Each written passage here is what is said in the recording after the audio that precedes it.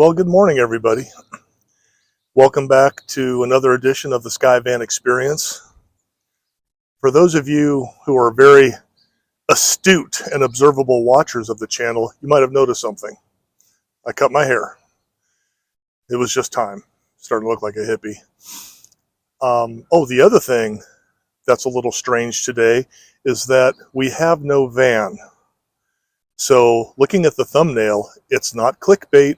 If it's true, just remember that, okay?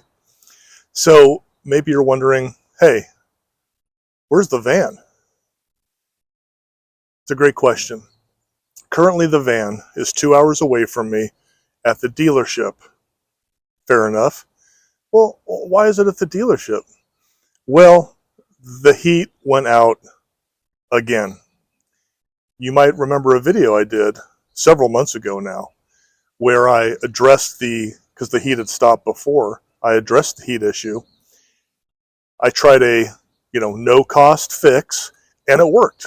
It worked for several months, actually. Then the other day, I get in to go to work, and it's been very cold in Georgia. No heat. So I get to work.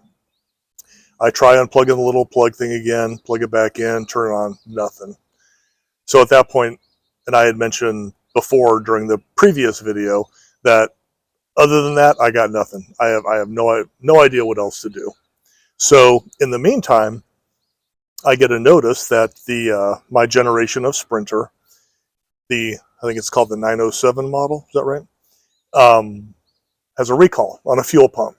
I'm like, okay, good opportunity. I got to take it to a dealer anyway. So doing my least favorite thing in the world of having to drive through Atlanta traffic to get to North Atlanta, where the Mercedes dealership is. So I make an appointment online, very easy. Dropped it off. The guy I worked with there was very nice. And they ordered the fuel pump or whatever the fuel system recall thingy is. I'm not even sure. That's not a problem. And I said, okay, listen, I am not sure if this thing is still under warranty. I know I'm under miles, but I'm not sure when it was initially purchased, and that's when warranties kick in. Luckily, because I said the heater's gone out, luckily, it's still under warranty. And I say luckily because the guy, again, who was very nice, calls me back the next day.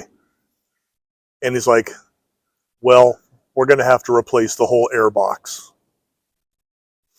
Now, I have seen, when I was doing research before on the little flap actuator dealy that distributes cold and hot air, I had seen this air box, okay? It's as buried in the dash, apparently, as you can get. And he said, we are going to have to pull apart the whole dash. That's fine.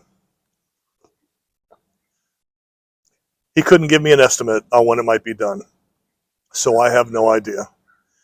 I cannot imagine, and I'm going to have him tell me whenever it's done, how much this would have cost us? How much money we would have had to have put out if this thing wasn't covered under warranty. So again, if you're watching this and you're thinking about getting a Sprinter, this is the kind of stuff you have to look out for. It literally, I don't think, could be any worse or more labor intensive to pull out the entire dash to get to this air box, okay? And if I can find a picture of where it goes, I'll put it up on the screen right now. If not, I couldn't find it. So again, it is buyer beware. If you buy one of these things, make sure, this is just my suggestion, either you get it so cheap that you've got a lot of money to pump into it afterwards, or you get a little bit newer one that is still under warranty. Or if they try to sell you a warranty when you're buying one, I would get the warranty. My wife and I, we talked about it. You got to have heat. We were ready to bite the bullet, and no matter, whatever it might cost, if it wasn't covered, we were going to bite the bullet and go ahead and do it because we can't have heat. But if you also remember from my rant and rave video from a while back, that the fact that the heater has gone out on a thoroughly modern vehicle is just bizarre.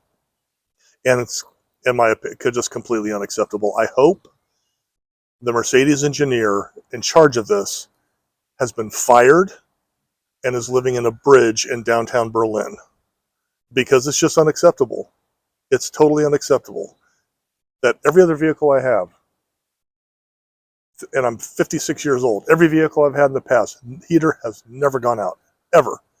And on something that was originally probably 50, 55 grand, are you kidding me? With 31,000 miles on it, the heater goes out? I mean, and again, how much is this going to be? I have no idea. So anyway, so that's where we're at. I don't know when I'm going to be able to start get to keep working on the van. I've been keeping myself busy working on this bad boy, a 2013 E-Z-GO TXT gas. She's got a Kawasaki 13 horsepower engine. Yeah, been working on this.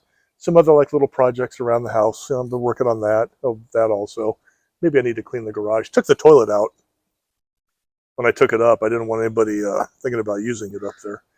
It's sitting right over there in the garage. So anyway, I will have an update as soon as I hear from the guy up there. Maybe I'll make a little short or video about it and seeing where we're at.